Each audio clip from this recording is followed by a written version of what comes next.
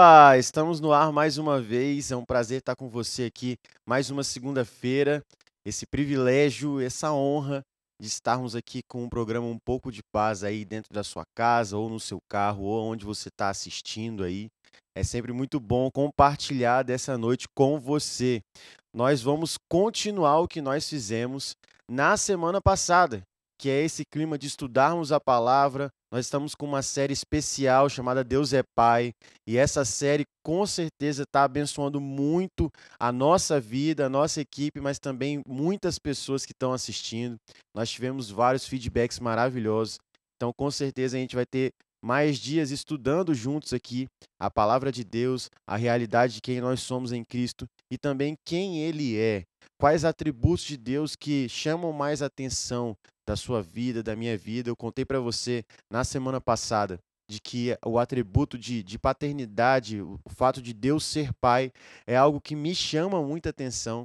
Só que talvez para você seja justiça, seja bondade, e a gente quer muito te ouvir. Quem sabe você não pode aí ser convidado para estar aqui com a gente, falando o atributo de Deus que mais te chama atenção e a gente estudar juntos isso aqui em mesa, em família, isso.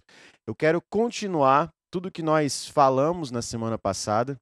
E para continuar o que a gente falou, a gente terminou falando um pouco sobre herança, sobre maturidade, sobre o fato de Gálatas capítulo 4 dizer para nós que o herdeiro, ele em nada difere do escravo enquanto ele for menino, e o fato dele ser menino é no sentido dele não ter maturidade o suficiente ainda para viver uma herança, maturidade suficiente ainda para usufruir do que o pai dele tem para ele. E claro, a gente não poderia deixar de estudar um texto mega especial que fala sobre isso, sobre um filho que foi desfrutar da sua herança e ele simplesmente não teve maturidade para lidar com ela. Então, abra sua Bíblia aí em Lucas, capítulo 15, que nós vamos ler um texto extremamente conhecido que fala sobre o filho pródigo. Talvez você já foi em tantos cultos e nesses cultos você já ouviu aí inúmeras vezes palavras sobre o filho pródigo. Mas eu quero estudar de uma nova ótica com você sobre esse texto tão especial que conecta completamente com o que a gente está estudando desde a semana passada, sobre o fato de um filho, enquanto ele não tem maturidade, ele não conseguiu usufruir da maneira correta da herança e então depender de um pai para isso. Se ele se afasta do pai, ele não vai conseguir ter sabedoria suficiente para lidar com a herança. Eu quero ler com você Lucas capítulo 15, versículo 11 até o versículo 32 diz assim: E Jesus disse ainda: Um homem tinha 2 filhos. Certo dia o mais moço disse ao pai: Pai, quero que o senhor me dê agora a minha parte da herança. E o pai repartiu os bens entre os dois. Poucos dias depois, o filho mais moço ajuntou tudo o que era seu e partiu para um país que ficava muito longe. Ali viveu uma vida cheia de pecado e desperdiçou tudo o que tinha. O rapaz já havia gastado tudo quando houve uma grande fome naquele país e ele começou a passar necessidade. Então procurou um dos moradores daquela terra e pediu ajuda. Este o mandou para sua fazenda a fim de tratar dos porcos. Ali, com fome, ele tinha vontade de comer o que os porcos comiam, mas ninguém lhe dava nada. Caindo em si, ele pensou: quantos trabalhadores do meu pai têm comida de sobra? E eu estou aqui morrendo de fome. Vou voltar para a casa do meu pai e dizer: Pai, pequei contra Deus e contra o Senhor. Eu não mereço mais ser chamado de seu filho. Me aceite como um dos seus trabalhadores. Então saiu dali e voltou para a casa do pai. Quando o rapaz ainda estava longe de casa, o pai o avistou e, com muita pena do filho, correu e o abraçou e beijou. E o filho disse: Pai, pequei contra Deus e contra o Senhor, e não mereço mais ser chamado de seu filho.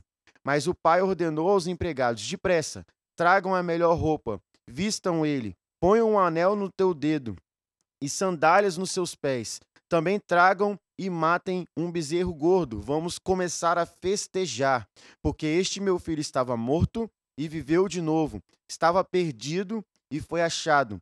Então começaram a festa. Enquanto isso, o filho mais velho estava no campo. Quando ele voltou e chegou perto da casa, ouviu a música e o barulho da dança.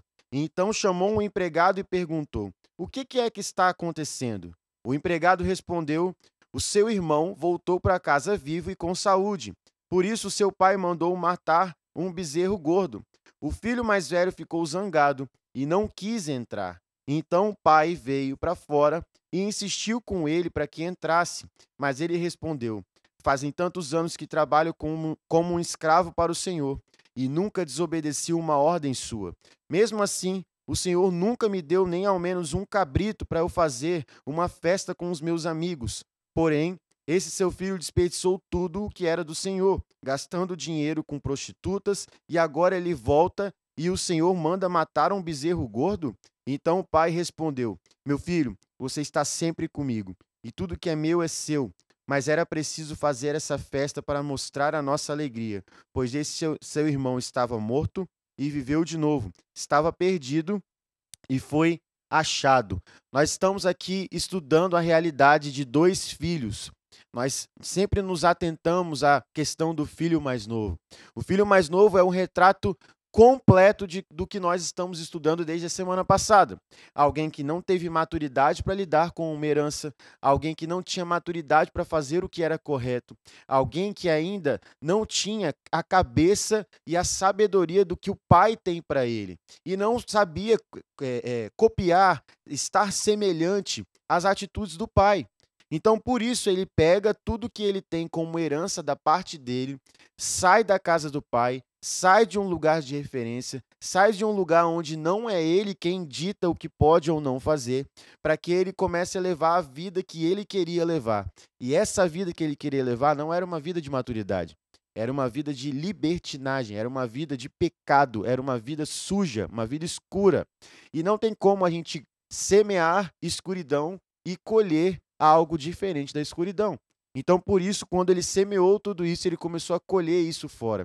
Passou necessidade, passou fome, desejou comer a comida dos porcos, porque ele estava com fome e ele não conseguia ter o suficiente de dinheiro para se manter vivo. E então, ele começa a ter uma virada de chave na sua mente, que ele pensa assim: olha, nem os trabalhadores do meu pai passam a necessidade que eu estou passando. O meu pai cuida tão bem do que é dele, da sua família e de todas as coisas, que nem o trabalhador passa o que eu estou passando. Nossa, eu não tive então maturidade para lidar com o que ele me deu. Eu não teria maturidade para lidar com tudo que ele tem, com todas as responsabilidades que ele tem. Eu sempre cito, e é uma brincadeira, mas é uma grande verdade, que uma frase que me marca muito é uma frase que tem no filme do Homem-Aranha: com grandes poderes vêm grandes responsabilidades. Esse filho não soube disso. Esse filho, ele queria o poder, ele queria a herança, mas ele não tinha responsabilidade suficiente. É como perguntar para você se você segue princípios, se você é responsável, se você tem compromisso. Quando você promete algo para alguém, você cumpre com aquilo, você deu a sua palavra, você honra a sua palavra. Será que a sua palavra tem valor? Quem conhece você guarda que quando, olha, o Lucas falou que vem, ele vem. Não, fica tranquilo, porque se ele diz que vem, ele vem. Ou é ao contrário? O Lucas falou, mas cara, o Lucas fura tanto que eu acho que nem vai rolar não, hein? Então, nós devemos honrar com aquilo que a gente diz para as pessoas, o que a gente faz para as pessoas. Isso é responsabilidade, não só com o outro, mas com quem você é, com o seu nome, com a sua família, com o seu ministério. Nós precisamos honrar tudo que Deus coloca à disposição da gente, nós precisamos honrar. Esse filho não soube honrar. Ele só se tocou de quem realmente tinha a sabedoria da casa quando ele percebeu que um trabalhador do pai tinha mais mantimentos e vivia melhor do que ele, que não soube lidar com a sua parte da herança. Mas talvez você não seja como esse filho mais novo. Talvez você não pede uma parte da herança de Deus. Talvez você não tenha pressa em pegar o que é seu e ir embora, apesar de que hoje na igreja é muito comum ver isso. É muito comum ver alguém que faz campanha de 7 semanas, de 10 semanas, o ano inteiro, pedindo para Deus uma bênção, pedindo para Deus uma parte da herança, uma bênção, eu quero uma bênção, eu quero um milagre, eu quero um milagre. Recebeu o milagre, foi embora. Um jovem, um adolescente que pede para Deus para namorar, conheceu a pessoa, começou a namorar, saiu da igreja. Uma pessoa que pede uma cura, pediu, ganhou, saiu da igreja. Isso é a mesma coisa que um filho que está sendo imaturo e pediu parte da herança. Talvez a gente olhe como a herança como um dinheiro somente. Nossa, eu não vou pedir dinheiro para Deus, quando na verdade tem várias outras coisas que referenciam nós sermos parecidos com esse filho pródigo. Mas talvez você não tenha pedido nada para Deus. Talvez você está satisfeito com a vida que você leva hoje, trabalhando, estando perto da sua família, mas você pode ter uma característica semelhante a, ao filho mais velho. E é interessante como que o filho mais velho vê toda a festa, ele vê que o irmão voltou, ele não se alegra com a volta do irmão, porque acima da volta do irmão existe um pensamento dele: meu pai nunca fez isso para mim. Imagina se você não ficaria como ele. O seu irmão ou alguém que você ama vai embora, leva tudo, perde tudo, e ao invés de você ver o seu pai, o seu líder, chateado com essa pessoa, ele fica extremamente feliz porque ele voltou. Isso diz muito sobre a sua vida com Deus. Será que você se alegraria por ver que alguém estava morto e agora vive? Alguém estava perdido, mas foi achado? Será que você se sente traído quando, por exemplo, você está num lugar e uma pessoa que chegou há menos tempo com você, que você é promovida? Ou então assume um cargo de liderança da igreja? Porque isso diz muito sobre você, não diz muito sobre a pessoa. Diz muito sobre você. E isso diz muito sobre o irmão mais velho. Ele vê a festa e, ao invés de se alegrar porque o irmão voltou, ele fica triste e começa a dizer: meu pai nunca fez um churrasco para mim. Meu pai nunca me deu um cabrito para eu fazer um churrasco com os meus amigos. Quando, na verdade, isso é falta de entendimento de herança, mais uma vez. Ele não precisou pedir a parte dele da herança para ele não entender sobre herança. Ele, vivendo a herança com o pai, ele não sabia o que era herança. Porque o pai dele diz algo para ele: meu filho, tudo que é meu é seu. Eu nunca precisei te dar um cabrito. Tudo que eu faço para mim é para você também. Você pode desfrutar. É como se ele falasse assim: você sabe o caminho, você já tem isso. Você pode muito bem pegar o cabrito e fazer churrasco todo dia. É como se o pai dele virasse para ele e falasse assim: olha, se você quiser fazer churrasco todos os dias, chamar seus amigos todos os dias, você pode, porque tudo que é meu é seu. E é interessante como esse pai não tem um filho que entende sobre herança. Porque o filho mais novo pegou, usou e não soube cuidar, e o filho mais velho achou que ele não tinha nada, sendo que ele tinha tudo, porque tudo que era do pai era dele. E é interessante como, estudando sobre isso, dizem que essa é a teologia do cabrito. Você não entende sobre herança, você não conhece, mas você tem ela, mas vive reclamando como se não tivesse nada. Então, um dos motivos de nós estarmos estudando essa série de paternidade, conversando sobre herança, conversando sobre a nossa filiação, é para que a gente entenda o seguinte: você não deve reclamar sobre algo porque você não conhece. Você não deve reclamar de algo porque você não conhece. Se for para reclamar de algo, seja depois que você estudou e conheceu. E dificilmente você vai estudar, conhecer a realidade de Deus e reclamar. Então não adianta nada você reclamar, brigar, chorar por algo que você ainda não teve informação porque você não estudou sobre. Como nós vamos reclamar de Deus sobre algo que a gente nem parou para ouvir? A gente nem perguntou a opinião de Deus sobre nós. A gente nem pediu permissão para que a gente faça algo. Ou seja, a gente não tem a informação. A gente não tem nada, mas vive reclamando. Talvez essa seja a sua realidade, talvez seja a minha realidade em algum ponto das nossas vidas. Mas não é para que a gente viva dessa forma, que seja reclamando por algo que nós temos a informação, mas dificilmente nós vamos reclamar de alguma informação que Deus nos dá. Porque Deus, ele não é Deus de confusão, como eu falo. Deus não arruma nenhuma confusão com a gente. Os planos dele são maiores e melhores. Olha o que 1 João 3, 2 diz pra gente. 1 João, capítulo 3, versículo 2, diz pra gente: meus amigos, agora nós somos filhos de Deus, mas ainda não sabemos o que vamos ser. Olha que interessante isso. Porém, sabemos isto: quando Cristo aparecer, ficaremos parecidos com Ele, pois o veremos como Ele realmente é. E todo aquele que tem essa esperança em Cristo purifica-se a si mesmo, assim como Cristo é puro. Quem peca é culpado de quebrar a lei de Deus, porque o pecado é a quebra da lei. Vocês já sabem que Cristo veio para tirar os pecados e que ele não tem nenhum pecado. Assim, quem vive unido com Cristo não continua pecando. Porém, quem continua pecando nunca o viu e nunca o conheceu. Ou seja, o primeiro estágio que nós estamos vivendo é a herança, é o fato de sermos filhos. Muita gente prega, muita gente ensina, muita gente fala que nós iremos desfrutar de uma herança na eternidade. Não! Aqui está dizendo claro para nós que hoje nós somos filhos. Versículo 2, meus amigos, agora nós somos filhos de Deus. Mas ainda não sabemos como é que vai ser, ou seja, existe um estágio maior e melhor do que esse. A herança é para agora. Só que o que evidencia de que nós estamos sendo filhos de Deus e vivendo uma herança e que podemos ir para um estágio maior de nos parecermos mais com Cristo e nos purificarmos porque Cristo é puro? É a gente deixar a vida de pecado, porque nele não tem pecado. Então, quanto mais eu fujo do pecado, mais eu estou deixando claro quem é o meu Pai. Porque quem continua pecando não é filho de Deus. Então, para pensar comigo. Eu posso dizer, eu não peco mais? Não. Eu ainda vou falhar muito, ainda vou errar muito. Só que quantos pecados estão se repetindo na minha vida? Quantos pecados estão se repetindo na sua vida?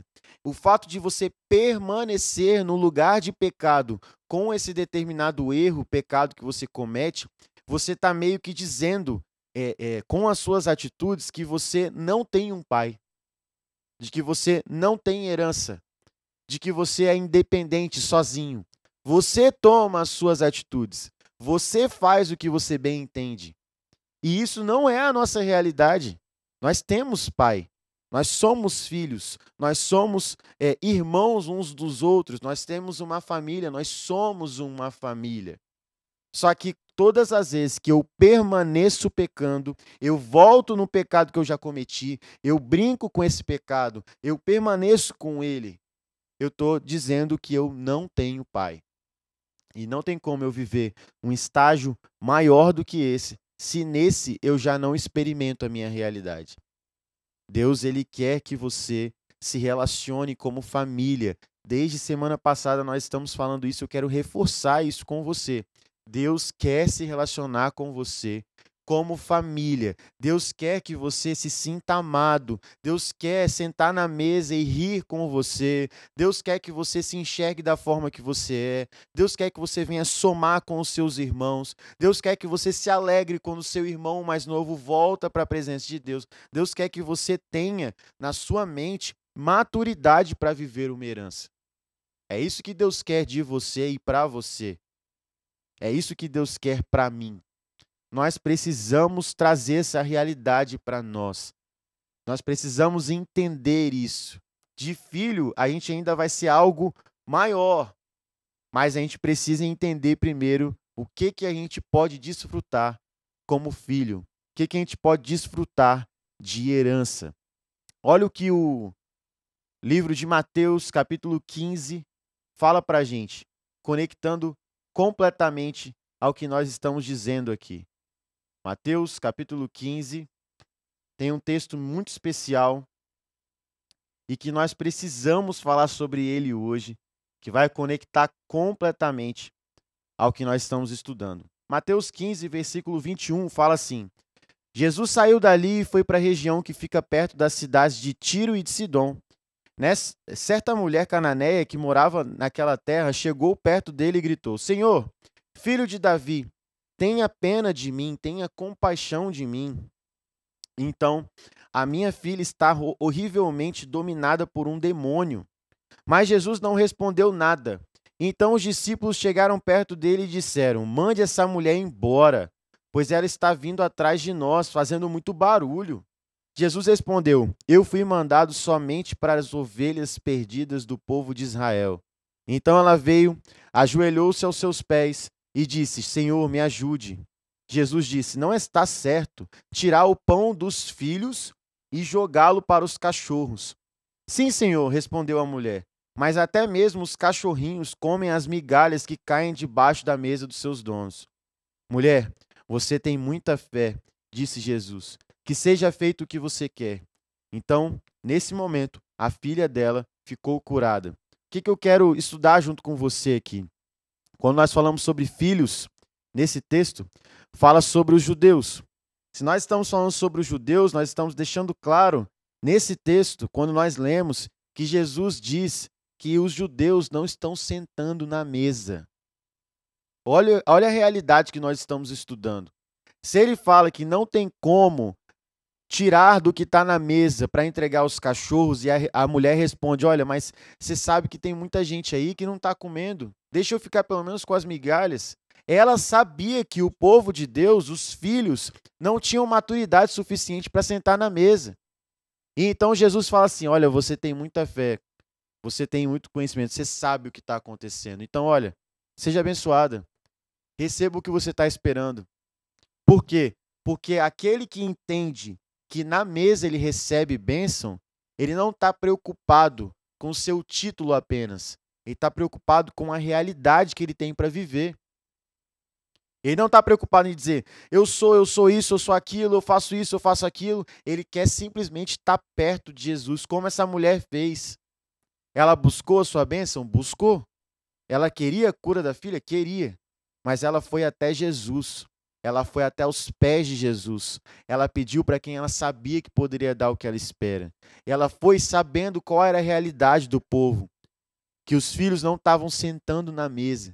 Então volta no que eu falei na semana passada, eu quero falar novamente, porque talvez você não esteve com a gente na semana passada, e fica o convite aí para você voltar no programa da semana passada para estudar um pouco mais sobre esse assunto, que é o seguinte: existem alguns princípios que o povo pode seguir que não tem a ver com o que a Bíblia diz simplesmente, que demonstra que ele tem princípio, mas não quer dizer que ele seja crente cristão.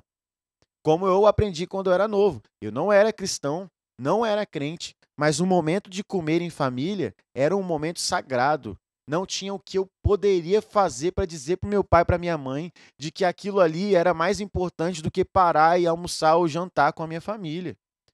Não tinha nada para eu fazer que fosse mais importante do que isso.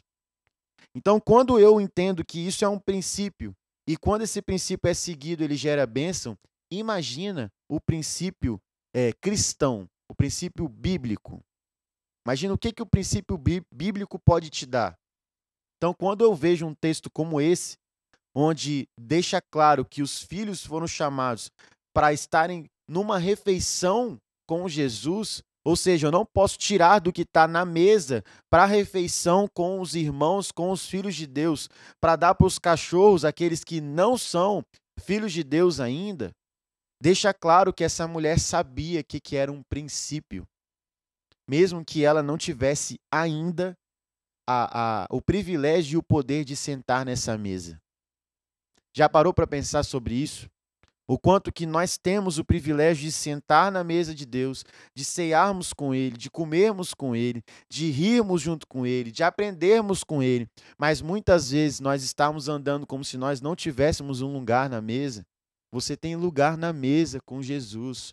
Eu tenho lugar na mesa com Jesus.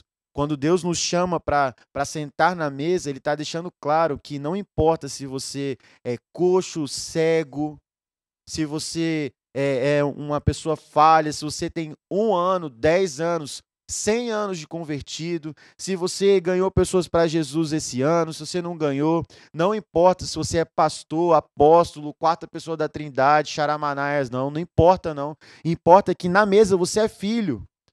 Pensa se eu não tivesse uma perna, se você não tivesse um braço, não importa, porque na mesa não importa quem tem, quem não tem, quem é, quem não é.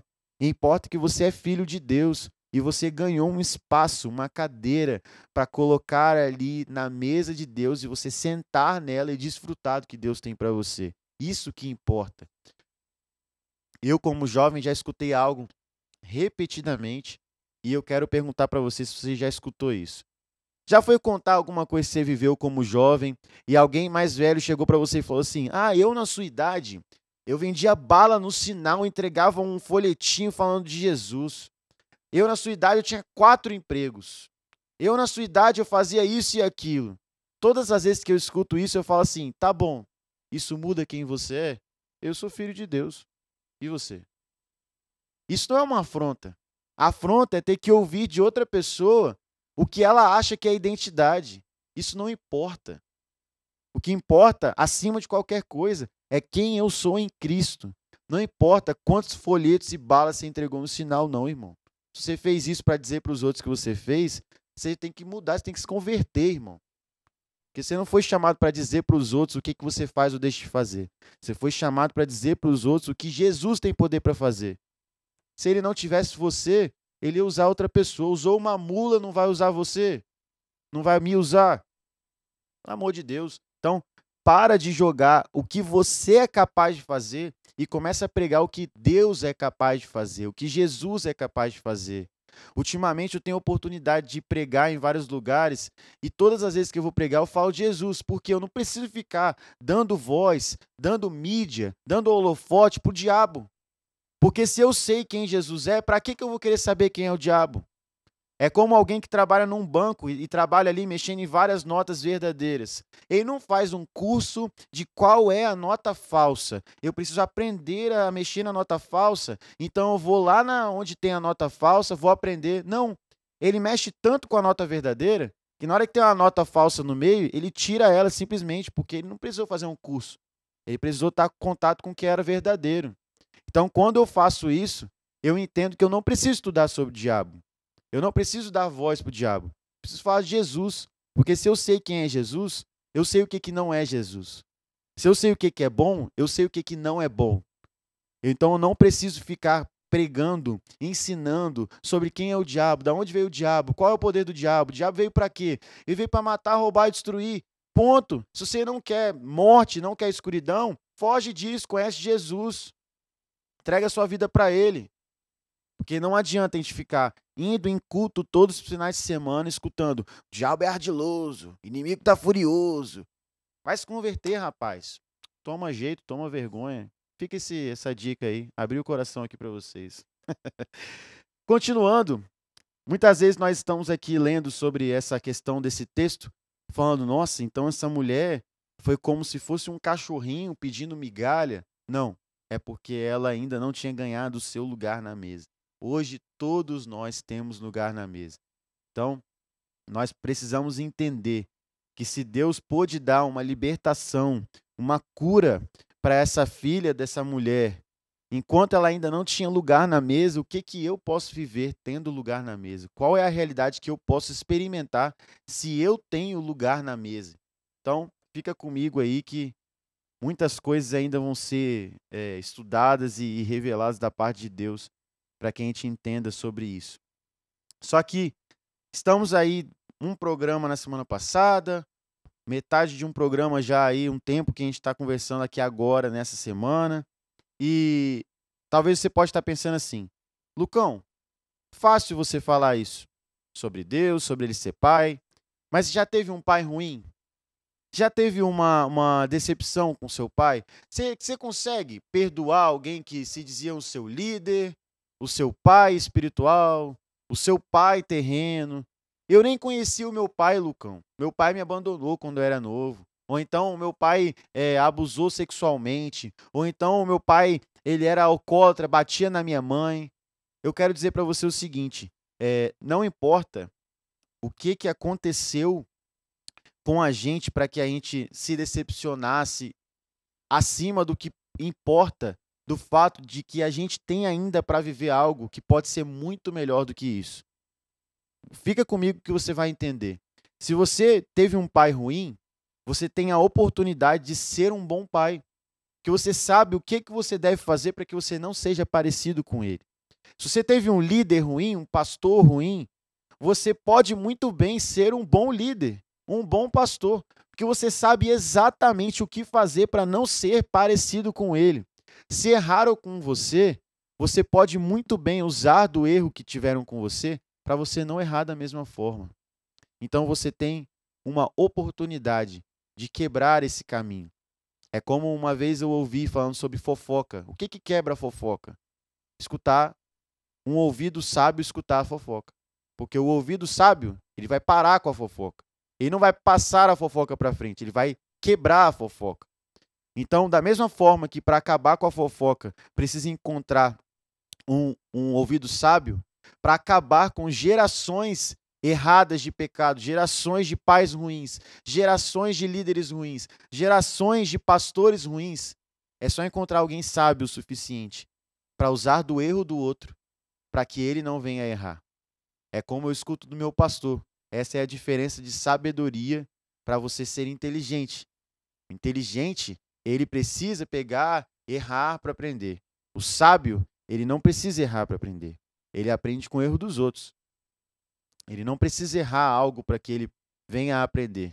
Então, se o meu pai, se o meu líder, se o seu pai, seu líder, seu pastor, sua referência de cuidado, falhou com você, irmão, primeiramente, me perdoe por ser tão direto. Você tem a responsabilidade de quebrar isso. Segundo, Deus, ele tem total poder para acabar com esse sentimento ruim do seu coração.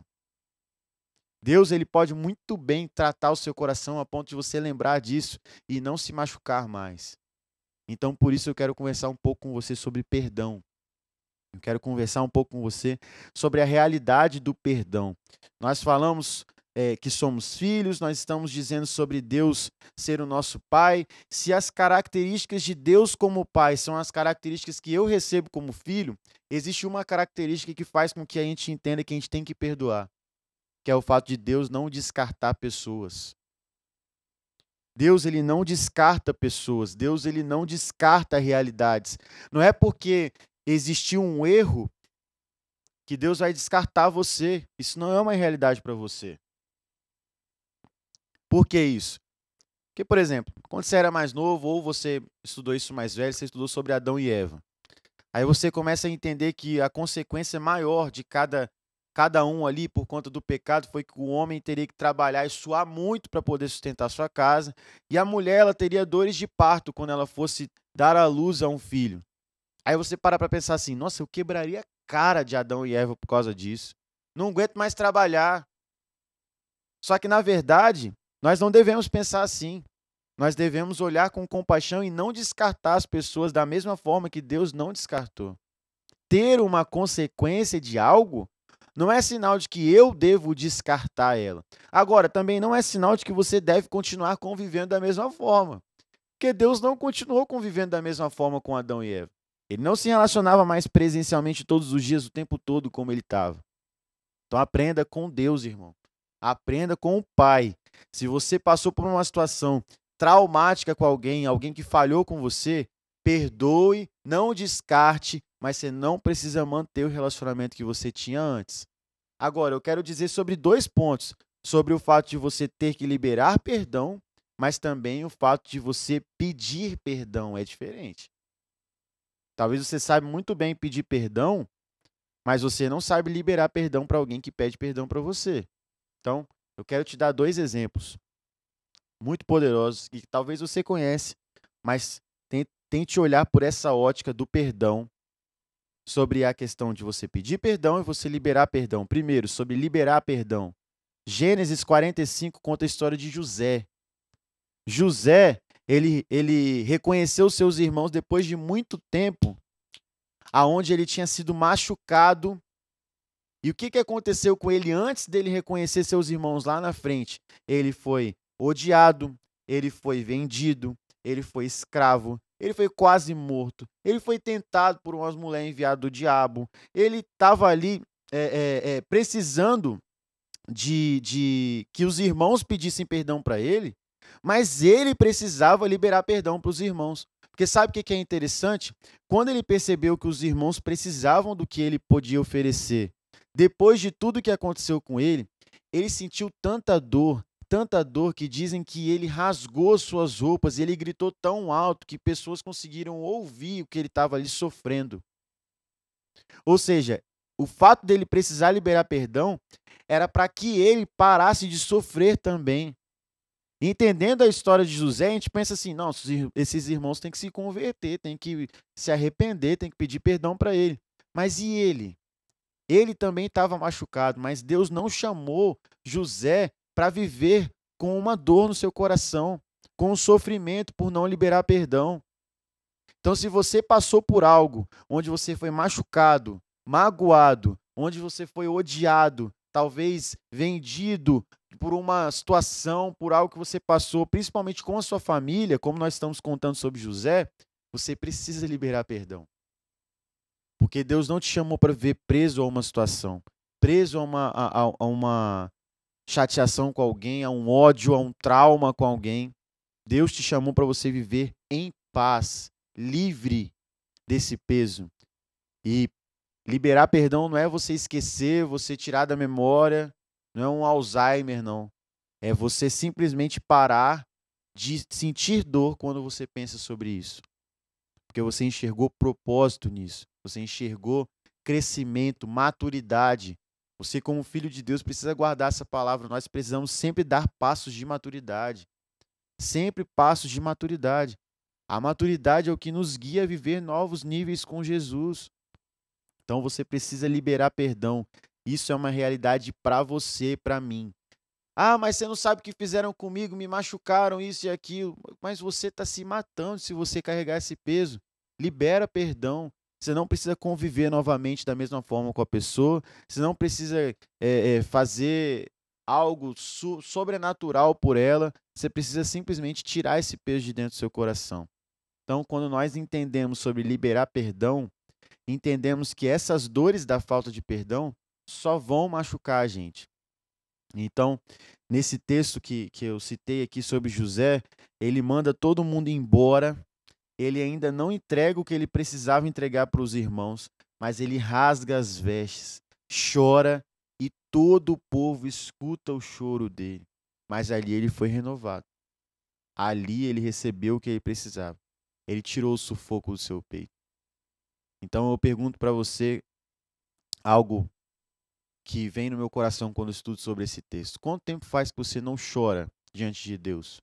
Quanto tempo faz que você não deixa Deus renovar você, aliviar você?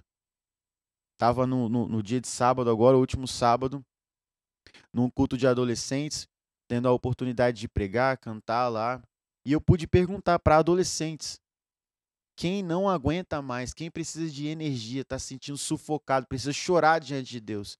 E dezenas de adolescentes foram. Isso é sinal de quê? De que eles aguentam pouco? De que o adolescente tem um limite menor? Nossa, eu tenho 70 anos, passei por muito mais coisas que eles e não estou assim. Bobo é você, irmão, que não chora diante de Deus, que não pede renovo de Deus. Porque se você acha que você é forte o suficiente, você ainda não entendeu que você é filho de Deus, não. Esperto é esse adolescente, sábio é esse adolescente, que sabe aonde ele vai encontrar renovo, sabe aonde ele vai ser energizado novamente. O combustível dele é a presença de Deus, o seu combustível é a presença de Deus. Você não precisa ter vergonha de chorar diante de Deus. Então Deus quer tirar o sufoco do seu peito, mas isso é sobre liberar perdão, e sobre pedir perdão. Qual é a realidade que a Bíblia diz para nós? Claro, Davi, ele quis a mulher de outro cara. Davi, ele se relacionou com essa mulher. Davi mandou o marido dessa mulher para morrer, irmão. Ele não mandou ele na frente ali na batalha porque ele era muito bom, não. Ele mandou para morrer. Então ele se arrepende e relata a sua oração para Deus no Salmo 51. Eu quero ler esse salmo com você. Você que conhece que Davi foi adúltero, que Davi falhou. Salmo 51 diz sobre isso. Um salmo de arrependimento, salmo de pedido de perdão. Versículo 1 fala assim: por causa do teu amor, ó Deus, tem misericórdia de mim. Por causa da tua grande compaixão, apaga os meus pecados, purifica-me de todas as minhas maldades e lava-me do meu pecado, pois eu conheço bem os meus erros e o meu pecado está sempre diante de mim. Contra ti eu pequei, somente contra ti, e fiz o que detestas. Tu tens razão quando me julgas e estás certo quando me condenas. De fato, eu tenho sido mal desde que nasci. Tenho sido pecador desde o dia em que fui concebido. O que tu queres é um coração sincero. Enche o meu coração com a tua sabedoria. Tira de mim o meu pecado e ficarei limpo. Lava-me e ficarei mais branco do que a neve. Faz-me ouvir outra vez os sons de alegria e de felicidade. E ainda que tenhas me esmagado e quebrado, eu serei feliz de novo. Não olhes para os meus pecados e apaga todas as minhas maldades. Ó Deus, cria em mim um coração puro e dá-me uma nova vontade firme. Não me expulses da tua presença e nem tires de mim o teu Santo Espírito.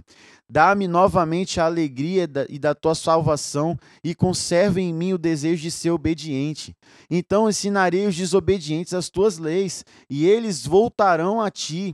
Ó Deus, meu Salvador, livra-me da morte, e com alegria eu anunciarei a tua salvação. Ó Senhor, põe as palavras certas na minha boca, e eu te louvarei. Tu não queres que eu te ofereça sacrifícios. Tu não gostas que animais sejam queimados como oferta a ti. Ó Deus, o meu sacrifício é um espírito humilde. Tu não rejeitarás um coração humilde e arrependido. Ó Deus, com a tua bondade, ajuda Jerusalém e constrói de novo as suas muralhas. Então terás prazer em receber os sacrifícios certos e os animais que são totalmente queimados, e touros novos serão oferecidos no teu altar. Olha o que esses dois versículos dizem para a gente. Versículo 10 diz assim: ó Deus, cria em mim um coração puro e dá-me uma vontade nova e firme. E o versículo 13: então ensinarei os desobedientes as tuas leis e eles voltarão a ti. Olha que interessante, ele está dizendo assim: falhei, errei, pequei, mas Deus, o meu coração não presta. Me dá um coração como o seu. Deixa eu pensar como você pensa. Deixa eu fazer como você faria.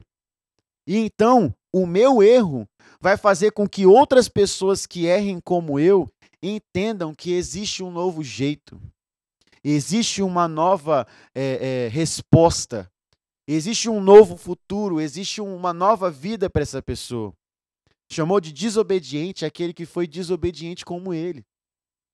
Então, se eu falhei, irmão, é para que outras pessoas que passem por mim entendam que existe uma vida diferente do que a falha. Se eu fui alguém que errava, que traía, que mentia, como Davi fez, ele deixa claro que quando ele se arrepende, ele pode contar para outros Davis que ele recebeu uma nova vida e essa nova vida está disponível para essa pessoa também. Tudo que você experimentou de erro, todas as fases difíceis que você experimenta, de talvez uma crise financeira, de talvez crise emocional, se você se arrepende, se você busca Deus, se você encontra a resposta que você precisa em Deus, não é só para que você seja um filho que desfruta, mas é para que você conte para as pessoas quantos outros podem viver o que você viveu. Se eu fui machucado por um líder, por um pai, como nós falamos aqui, mas encontrei em Deus uma paternidade que não falha comigo, é para que eu encontre outros Lucas que também foram machucados e diga: olha, Deus ele tem poder para curar isso em você. Para que eu não venha machucar outros Lucas como me machucaram. Então, todas as experiências que você vive é para que você possa dar uma experiência melhor para quem passar por você. Quando nós entendemos que pedir perdão, se arrepender, é uma mudança de rota, é como se existisse um lugar bom, um lugar ruim, e você estava nesse lugar ruim e você se arrependeu. Você não olha simplesmente para o outro lado. Você corre para o outro lado, você foge do pecado. Fugir do pecado não é você deixar de andar junto com ele e ficar olhando para ele de longe, não. Porque se você olhar para o seu pecado de longe, uma hora você vai pecar de novo. Arrependimento do pecado é você mudar completamente a direção que você está andando. E quando nós entendemos que o perdão envolve isso, é sinal de que aonde era escuridão, hoje existe luz. Aonde era morte, hoje existe vida. Pensa na vida de Paulo. Paulo era perseguidor, depois virou pregador da palavra. Paulo era quem dizia que Deus não prestava, ele matava, roubava, o cara era um safado, irmão. Mas hoje, na hora que você estuda a palavra, quantas coisas foram por intermédio de Paulo? E era interessante, porque Paulo, na hora que teve uma experiência com Deus, ele foi. E então ele disse assim: quem é? Quem é você? E então ele pega e fala assim: eu sou aquele que você persegue. Sou aquele que você joga contra. Eu sou aquele que você diz que não existe, que você diz que não presta, que você diz que é isso e é aquilo. E então a experiência que ele teve de ver aquilo que ele disse que não era bom, fez com que o resto da vida ele dedicasse a vida dele para isso. Então o que você precisa? Você precisa de uma experiência com Deus. Nós precisamos de uma experiência com Deus para que a gente viva a paternidade dele em nós. A gente precisa de uma experiência com Deus para deixarmos de ser um perseguidor de cristão para sermos proclamador da palavra. Nós precisamos de uma experiência com Deus para liberar perdão. Nós precisamos de uma experiência com Deus para que a gente peça perdão. Nós precisamos de uma experiência com Deus somente para mudar completamente a nossa identidade em Cristo, para mudar completamente quem nós somos e o que fazemos. Nós não precisamos dedicar vidas e vidas e vidas e vidas e vidas e vidas da forma que as pessoas dizem. Você precisa de subir ao monte 7 vezes por dia, você precisa disso e disso e disso. Não, você precisa de uma experiência com Deus. Isso vai mudar você completamente. Isso vai ser combustível suficiente para que você continue buscando, para que você continue vivendo. Mas não adianta nada você falar sobre algo que você não conhece. Nós precisamos opinar, viver e desfrutar de uma realidade que é a realidade que nós experimentamos, que nós conhecemos. Por isso que nós estamos estudando a palavra de Deus. Porque nós só vamos experimentar algo bom quando nós conhecermos. Então é isso que eu quero dizer para você nesse programa, nesse momento. Se você teve um pai ausente, você vai ser um pai presente. Se você teve um líder ausente, você vai ser um líder presente. Se falharam com você, você vai acertar com as outras pessoas. O que aconteceu com você não pode ser refeito. Ou então acabar com o que fizeram e voltar e tentar fazer algo novamente. Já foi, acabou. Mas você pode dar uma nova experiência para quem passar pela mesma situação que você passou. Então, para a gente poder terminar esse tempo juntos hoje, eu quero que você guarde essa frase. Seja a diferença que você queria viver quando você era mais novo. Seja você essa diferença. Não fique falando, eu queria isso e eu não posso viver, eu queria isso e eu não estou desfrutando. Não.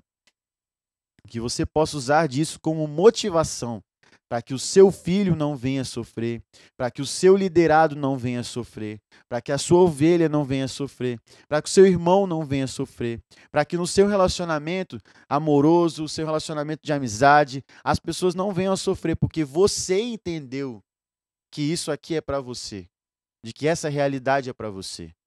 Então, eu quero tirar esse momento para a gente orar junto, eu quero tirar esse momento para a gente selar essa palavra, e que você possa trazer todas essas realidades para o seu coração. Tudo que nós conversamos na semana passada e nessa semana, que isso possa ser, encontrar um espaço no seu coração para poder permanecer. E você sempre acessar isso, para você sempre relembrar. É importante nós relembrarmos aquilo que nós recebemos. Então eu quero orar com você. Deus Pai, muito obrigado por esse momento. Muito obrigado porque eu sei que o Senhor coloca as pessoas certas para ouvir as coisas certas no tempo certo.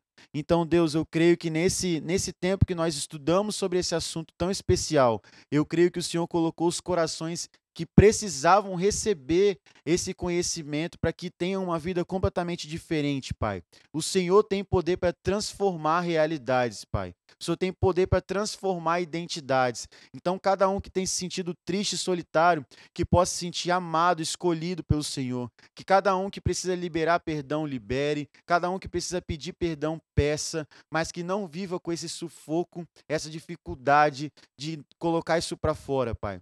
Que nós possamos receber alívio, renovo, um novo combustível, para que a gente viva tudo o que está por vir, não presos ao que já passou, mas com expectativa de um futuro maravilhoso com o Senhor, Pai. Então abençoe cada vida, cada família, cada ministério, cada igreja, cada um que tem passado por esse programa, por todas as semanas aqui, que possa ser abençoado de uma forma especial pelo Senhor, Pai. Nós agradecemos tudo que o Senhor tem feito e nós declaramos que o Senhor é rei nas nossas vidas. O Senhor é o Pai das nossas vidas. Nós não queremos viver de acordo com uma outra paternidade, mas de acordo com a paternidade do Senhor sobre nós. Nós agradecemos por isso em nome de Jesus. Amém. Amém, querido? Então, Deus abençoe sua vida, que você possa pegar esses 2 estudos que nós fizemos, mergulhar nisso ainda mais. O que importa é você abrir a sua Bíblia na sua casa e continuar estudando sobre isso. Em breve a gente vai fazer mais um tempo desse, com outros temas, com mais pessoas, e vai ser bênção demais ter você junto com a gente ainda. Então, se inscreva aí no canal, siga o Instagram da IBMS, TV_BMS, siga o Instagram do Um Pouco de Paz BR, para você ficar por dentro de tudo que está por vir e você não perder nada disso. Beleza? Deus abençoe sua vida. Até a próxima segunda-feira. Fica na paz e um abraço.